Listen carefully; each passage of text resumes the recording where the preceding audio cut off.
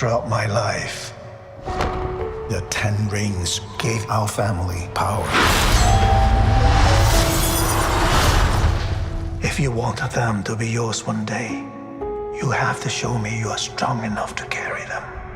SIMU, it's great to be talking to you about Shang-Chi. I've got to tell you, it's an amazing addition to the MCU and the Marvel Universe. Why was now the right time for Shang-Chi to join the Marvel Cinematic Universe? Well, I think, quite honestly, I think with the success of Black Panther in 2018, and it really was an incredible film, one of my favorites to this day of any movie, not just in the MCU.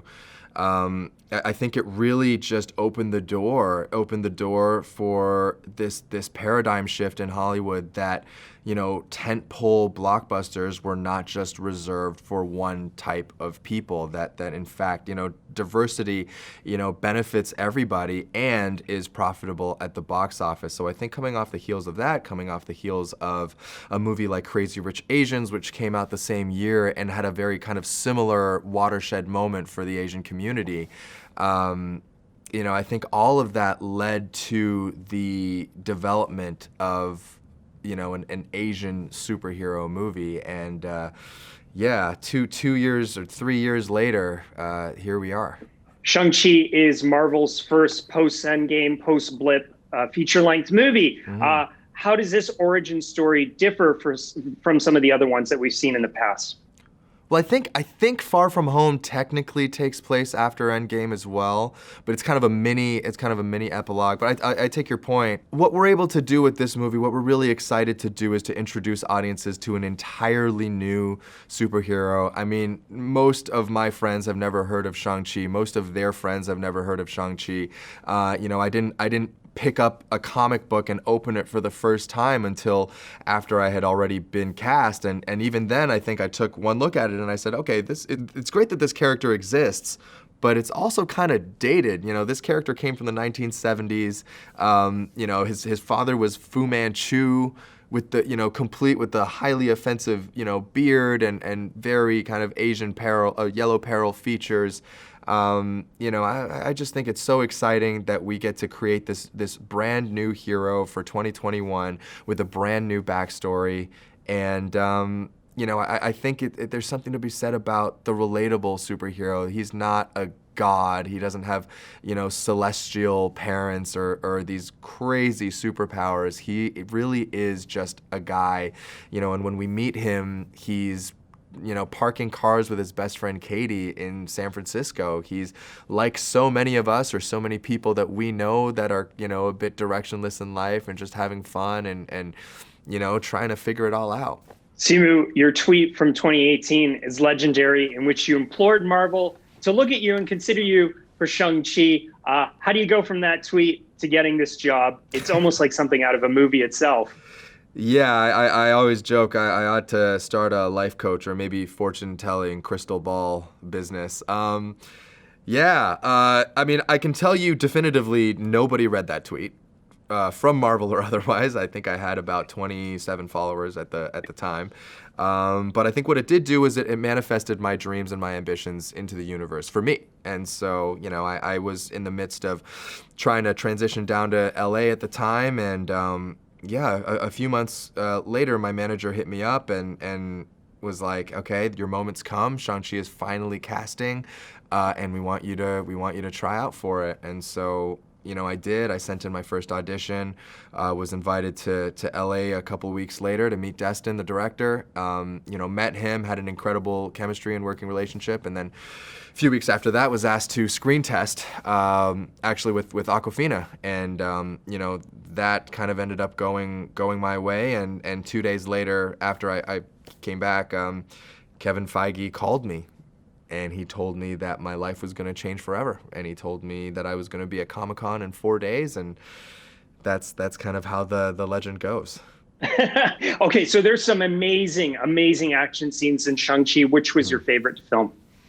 I loved and hated. I had a very love-hate relationship with the bus scene. I know people are, you know, we've shown a lot of it in our previews and our trailers. People love it. And we knew going in that it was going to be something really special. Our head choreographer, Andy Chang, was a member of the Jackie Chan stunt team, and we knew that fight was just going to have a lot of Jackie influences in it. And as such a Jackie Chan fan myself, I was really excited to kind of pay homage to such a legendary performer. We shot the scene over 4 weeks in Sydney. We shipped over, San Francisco Muni buses, suspended them on gimbals 50 feet in the air, and just moved them around like it was a Disneyland ride. And all the while, to top it all off, we put like several extras and stunt performers in there, as well as myself and Florian Munteanu, who plays Razor Fist, and told us to do this whole fight scene. And it was a lot of close quarters combat. It was a lot of banging knees and shins and elbows into like the railings and the seats. So it definitely bruised us a little bit, but we came out of it knowing that we had made something special. Okay, Shang-Chi is going to have a big future in the MCU. SIMU, I know you can't tell me what's going to happen next, but who would you like to see him team up with? What other heroes would you like to see him cross paths with in the MCU? I want to pick like obscure characters. I want to see a Shang-Chi versus Korg. Team up with Korg, I should say. I don't want to face him. He's made of rocks. I want to see Shang-Chi versus, team up with Michael Pena's character in Ant-Man, or just the comedic value of those things, especially with the Sean and Katie pairing, I think would be very funny. You went to school, you studied accounting. How did you decide that you wanted to be an actor? What was the sort of impetus for that? Yeah, I can tell you it definitely wasn't one definitive decision. I actually ended up getting laid off from my job at Deloitte 8 months in, and I totally get it, by the way. I was like a terrible accountant, showed up for work late all the time, and it wasn't because I was a terrible person. I was just like, the amount of effort it took me to get out of bed every morning because this job was just so not for me, and I was so miserable in it. I could kind of see the writing on the wall, let's put it that way. And when I got let go from that job, it kind of finally freed me from all of the expectations that I felt like my parents had put on me and society had put on me.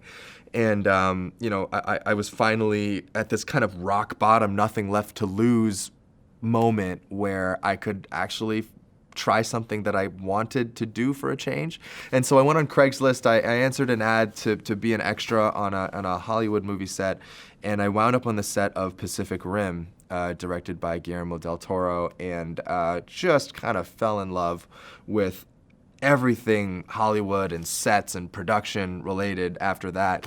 Just seeing something of that magnitude being shot in the Pinewood Studios was just amazing and unlike anything I'd ever seen. Because if you've spent any time in an accounting office, you'll know it's not exactly there's not exactly a hustle and bustle. Let's put it that way. So from there, I think I just I always kind of expected that I would eventually have to go back into the workforce. I'd have to look for another job. And I was just trying to have as much fun as I could before that day came. And, I kind of ended up booking roles and getting an agent. And then eventually, before I knew it, I was doing it full time. And, at that point, I knew there was no going back. So what would that guy think of where SIMU ended up in 2021, star of a Marvel movie? I think he would be in complete disbelief. I mean, the opportunities that were available to actors that looked like me in 2012 were basically like stuntman that gets beaten up by white character. That's literally, I had seen 1,000 iterations of that. I actively aspired to be that in a way. I was like, well, I want to make a living in this industry. I guess that's the only way that I can do it. So it's been just so wonderful seeing the world evolve and those conversations shift and my own perceptions, changing and growing to where it was in 2018, where I, was able to tweet, "Hey Marvel, how about an Asian superhero? How about Shang-Chi?" And that's pretty incredible.